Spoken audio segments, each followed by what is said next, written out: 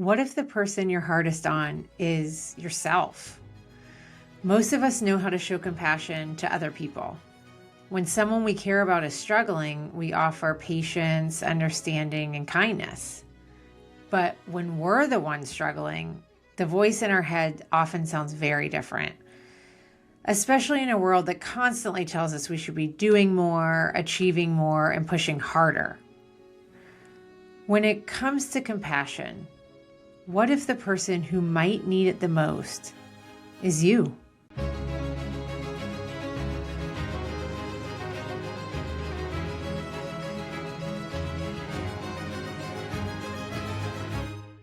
Welcome inward. I'm Katie Edmonds. I'm so happy that you're here tuning in today. There are so many incredible podcasts out there to listen to. So the fact that you chose inward makes me so grateful. And I promise you, today's conversation will not disappoint. We all need to hear this one. Compassion is something most of us understand when it comes to other people. When a friend is struggling, when someone shares something painful, when we see another person going through a difficult moment, something in us softens. We instinctively want to offer understanding. We want to comfort them. We want them to feel less alone in whatever it is they're facing. But something interesting happens when the person struggling is us. Suddenly the tone changes. Instead of kindness, there's criticism. Instead of patience, there's pressure. And instead of understanding, there's judgment. Many of us extend compassion easily to others, but when it comes to ourselves, the inner voice can become incredibly harsh. We tell ourselves we should be doing more. We should be stronger. We should have handled something better. We should have figured things out already. And in so many ways, this harshness towards ourselves isn't random. It's deeply shaped by the culture that we live in. We live in a society that places enormous value on productivity. From a young age, we're taught that our worth is so connected to what we achieve, what we produce, and how much we accomplish. Being busy is often seen as a sign of success. Rest, on the other hand, can be treated like a weakness. Think about how often people apologize for resting.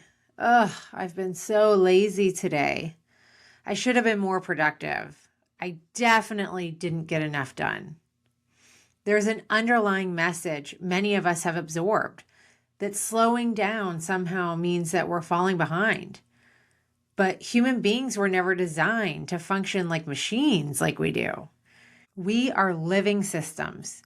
We need cycles. We need effort and recovery. We need periods of activity and periods of rest.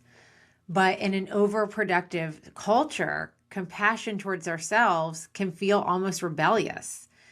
Taking a break can bring on guilt. Saying no can bring anxiety. Allowing ourselves space to breathe can feel like we're doing something wrong. And when we internalize that pressure, and I know we all do, our inner voice begins to mirror it. Instead of asking, what do I need right now? We ask, why am I not doing more? Instead of recognizing that we're tired, overwhelmed, or emotionally stretched, we push ourselves harder and criticize ourselves for feeling human. But compassion towards ourselves is not the opposite of growth. In fact, it's often what allows growth to happen.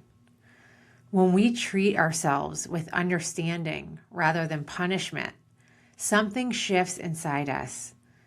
Our nervous system settles. Our minds become clearer.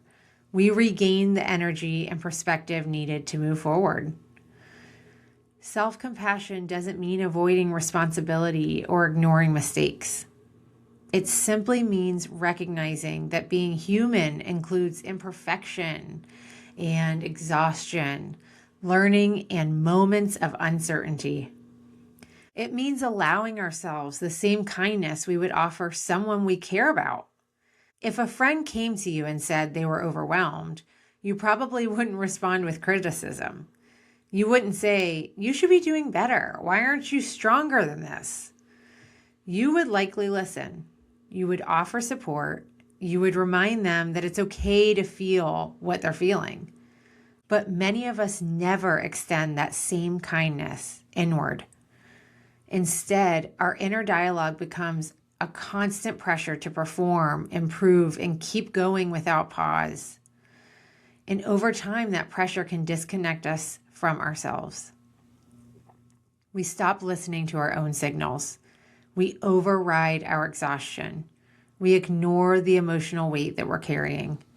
Compassion for myself is something that I have had to work very hard on over the last couple of years. If you are anything like me, I am an overachiever, I am type A, and I am constantly doing. And I've had to retrain myself to not do, but to be. Just allow myself to just be.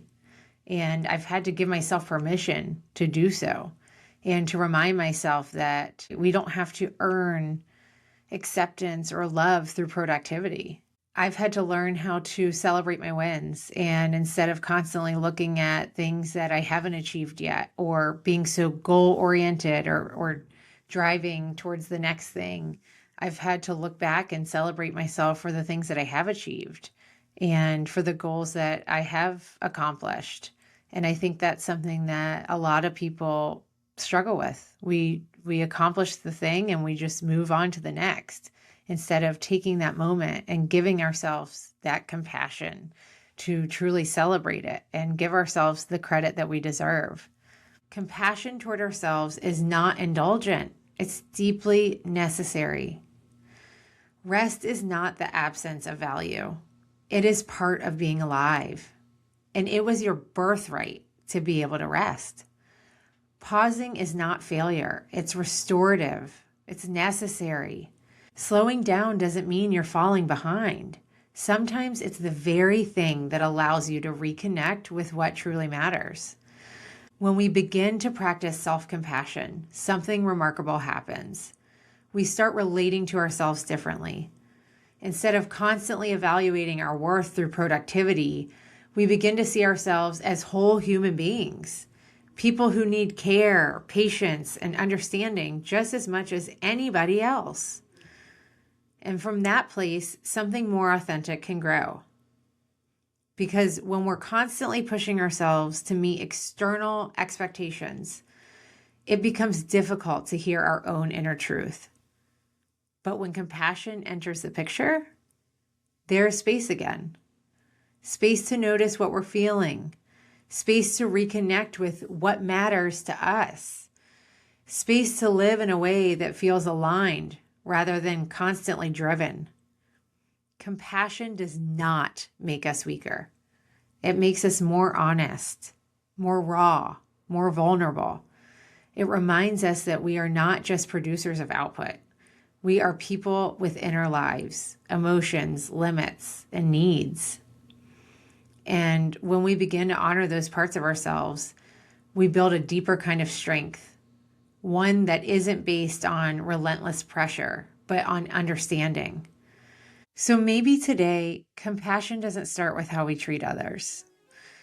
Maybe it starts with how we speak to ourselves, with the tone we use in our own minds, with the permission we give ourselves to rest, to feel, to pause, and to simply be human.